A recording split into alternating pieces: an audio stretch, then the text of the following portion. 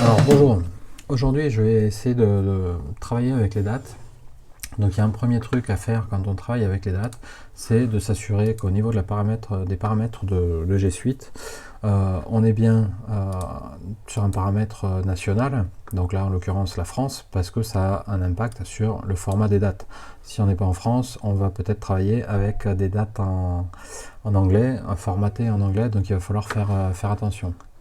Euh, et de la même manière, on va vérifier que on utilise les formules en français ou les formules en anglais. Voilà. Donc là, je vais, par mesure de simplicité, travailler tout en français. Euh, et donc travailler avec les dates, hein, pourquoi ça? Parce que si je prends une date aléatoire, je vais peut-être vouloir la comparer avec la date du jour, obtenir le numéro de la semaine ou des choses comme ça. Ce sont des choses, enfin des applications liées à ce que je fais en ce moment, qui est de construire un petit fichier planning. Et donc souvent ce qu'on veut c'est afficher un numéro de semaine, alors de façon automatique ou pas, hein, mais voilà, afficher un numéro de semaine qui nous permet de planifier. Mais après, souvent dans le planning, ce qu'on veut, c'est d'identifier, bah voilà, je suis dans la semaine 15, dans la semaine 16, 17, etc. Est-ce que je suis en retard, pas en retard, voilà, toutes les problématiques de gestion de projet. Ça veut dire que il va falloir travailler avec. Alors, je vais faire mes mails, ça évitera d'avoir des notifications. Voilà. Donc on va travailler à identifier différentes formules assez intéressantes. Donc par défaut, vu qu'on est en français, normalement, Google Sheet a identifié que nous sommes au format date. Donc ça veut dire que on peut travailler avec cette date-là. Une formule qui est intéressante et qui est utile, ça va être la formule aujourd'hui, qui n'attend aucun paramètre. Donc elle va me donner la date du jour. Une autre formule que je vais être amené à utiliser ici, ça va être le numéro de la semaine. Donc qui elle attend en entrée une date. Donc vous voyez l'importance d'avoir le bon format, donc point virgule puisque je suis en français, autrement j'aurais utilisé une virgule. Et un deuxième paramètre qui est le numéro du jour de la semaine qui permet de démarrer. Donc si on met rien, par défaut ça va démarrer le dimanche. Nous en France on démarre en général nos semaines le lundi. Donc on va mettre 2 qui est le chiffre représentant le lundi. Voilà, et donc hop là, je me suis raté. Numéro de la semaine de alors A2. Ça avec un lundi. Ok. Et donc pourquoi il me ramène ça? Parce que ici je vais avoir un formatage. Voilà. Et on va enlever les virgules, c'est pas plus mal. Ouais, donc j'étais formaté ici sur cette cellule là avec une date, du coup il retransformait ce 17 en date, puisque vous savez que les dates sont en fait stockées sous forme numérique, avec le premier jour, bah tiens d'ailleurs qui peut être intéressant à calculer, 1 si je fais égal date val, qui va me convertir une chaîne de date qui devrait me donner non, si je prends converti tac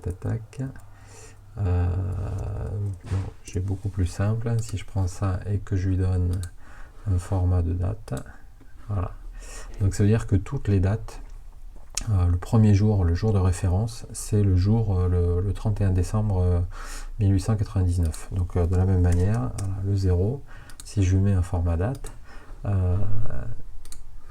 il va me donner donc le 30 décembre 1899. D'où la grosse inquiétude lors du passage à l'an 2000, puisque du coup c'était le 1er janvier 2000 et voilà. Enfin une partie de l'inquiétude. Voilà. Donc j'ai mon numéro de semaine, j'ai ma date d'aujourd'hui, donc ce qui va nous intéresser très fréquemment, ça va être de pouvoir le comparer. Donc si numéro de semaine de... Alors J'étais en train de me demander pourquoi il n'identifiait pas. Voilà. Si le numéro de semaine de ma date qui démarre un lundi est supérieur à mon numéro de semaine de aujourd'hui,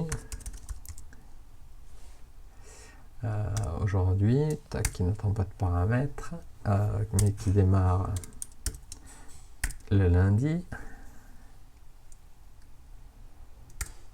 Alors dans ce cas, si ma semaine est, ça veut dire que je suis dans le futur, et autrement je suis dans le passé. Hop, pardon, passé. Voilà. Donc là, on voit que ma semaine 17, qui correspond à la date du 20 avril, est effectivement dans le futur par rapport à aujourd'hui. Donc c'est cohérent. Alors vous allez me dire, ok, très intéressant, mais ici, j'ai pas du tout un numéro de semaine, j'ai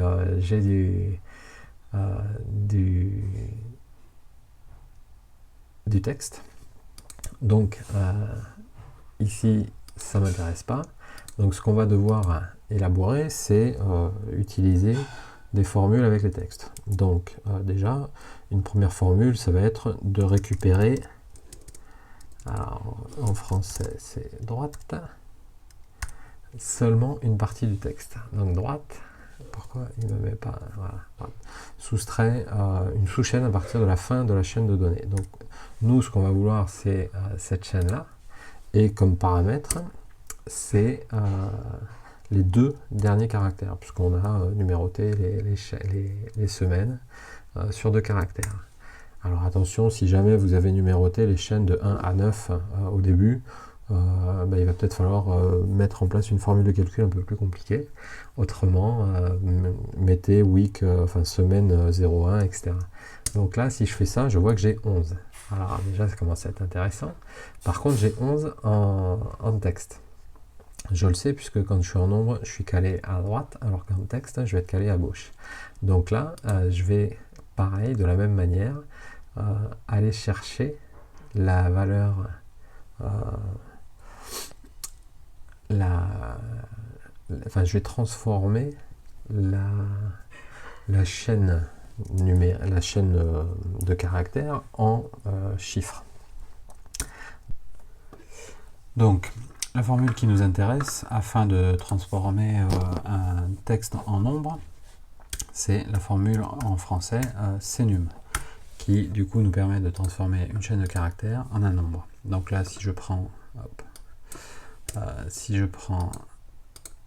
CNUM de 11, la chaîne de texte, je vois que ça met en alignée droite, donc c'est bien un nombre.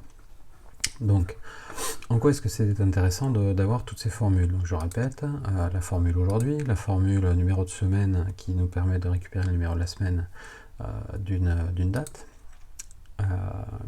l'utilisation du futur, donc là qui va nous permettre de le savoir.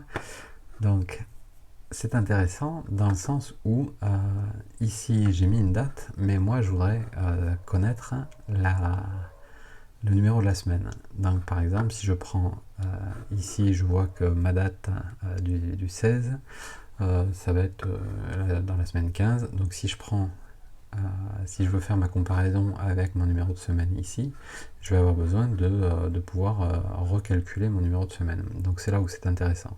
Et donc en fait, on va combiner ces deux formules-là dans la troisième. Alors, on va aller chercher non plus droite c'est 1, 2, mais on va aller par exemple chercher la G15. Hop. Là. G15. Pardon. G1. Voilà, c'est mieux. Donc, du coup, ici, on voit que j'ai 15. On va aller le faire directement ici. Et là, on voit l'intérêt de combiner. Donc là, c'est pareil, je dois être en format format automatique, c'est mieux. Donc ici, en faisant ça, je peux l'utiliser, récupérer le numéro de semaine. Donc je récupère ma formule ici. Ok. Pardon, on va y arriver. Tac.